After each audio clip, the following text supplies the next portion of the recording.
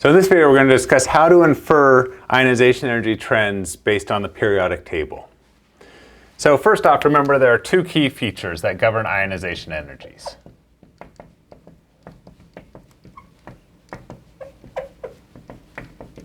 The first is that they generally decrease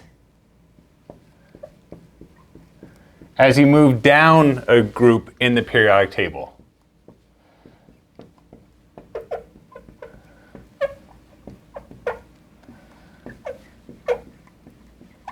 Second, they typically increase as you move right across a period or across the table. And the reasons for these are, first off, the going down as you move, or as you down a group, is because as the atoms get larger, as you move down the periodic table, those outer valence electrons tend to be held less tightly. And therefore, it's going to be easier to ionize them. They're further away from the nucleus, they interact with the nucleus less strongly. As you move right across the period, and when we talked about the size trends, we talked about how the Z effective, the effective nuclear charge, increases as you move right across the table. And so in that context, you're going to have those electrons being held more tightly as you move across the period. So in other words, if I do my little cartoon of the periodic table, generally the ionization energy increases as we move to the top right. And so it's backwards from the trend for the atomic sizes. And it's because of the same factors, essentially. Because the smaller the atom is, the more those electrons are going to interact with the nucleus, the more tightly those electrons are going to be held, the harder it is going to be to remove one of those electrons from the atom. And conversely, as the atoms get larger, it gets easier to remove those electrons. Now, there are a few extra complications or wrinkles that I just want to briefly mention on this. First, if we take something like beryllium versus boron, beryllium has in its valence has a 2s2 configuration. Boron has a 2s2 2p1 configuration. According to the trend I said above in item 2, we would expect that boron would have the larger ionization energy, but it's actually not quite true. It turns out boron has a smaller ionization energy than beryllium. And that's because the 2p electrons penetrate toward the nucleus less than the 2s ones. So the 2p electrons spend less time near the nucleus than the 2s ones. So while the trend generally increases as you move right across the period, you get a little dip when you go from filling the 2s to filling the 2p. And it's a little easier to remove that first 2p electron than it is the 2s one because of penetration.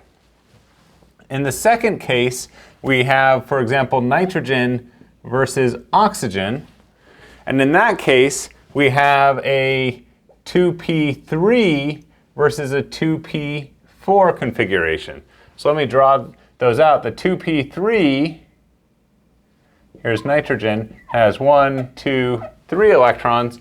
For oxygen, we have 4 electrons.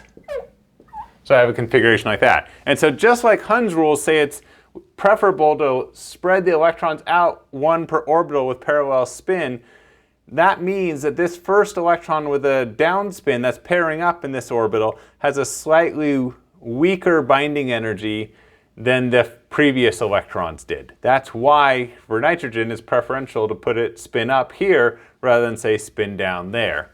And so based on that, it's a little easier to remove this oxygen electron than it is any of those nitrogen ones. So again, even though the periodic trend across the period has the ionization energy generally increasing as we move to the right, what we find in practice is that there's this slight dip when we go from nitrogen to oxygen, just like a slight dip when we go from beryllium to boron.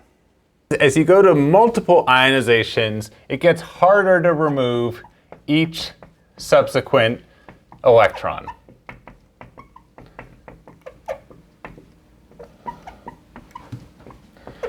And the reason for that is because once we remove one electron,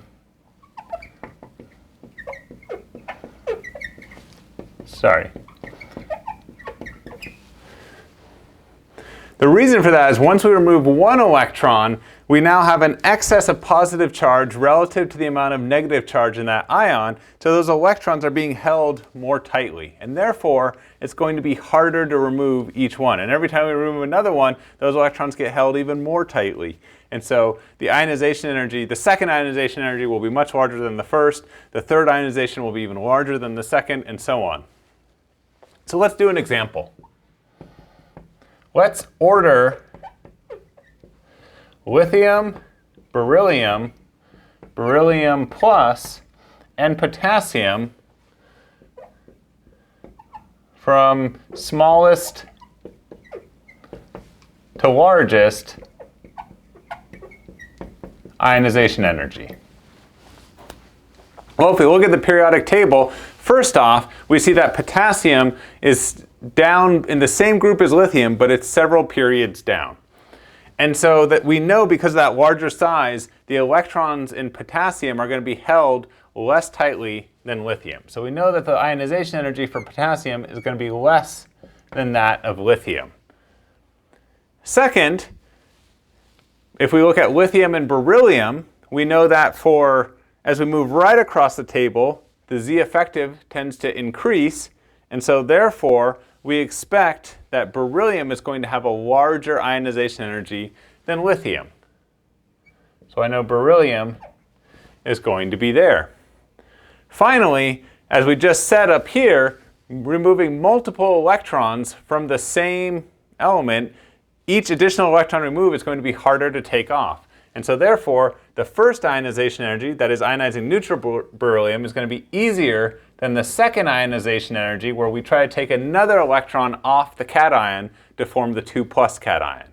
And so this gives us the overall trend of the ionization energies for these ones. So again, just like with the atomic size trend ones, what you want to do in these sorts of problems when you're thinking about these is to break it up into pairs, which you can reason through, and then try to put those pairs together to get the overall size trend or ionization energy trend or whatever.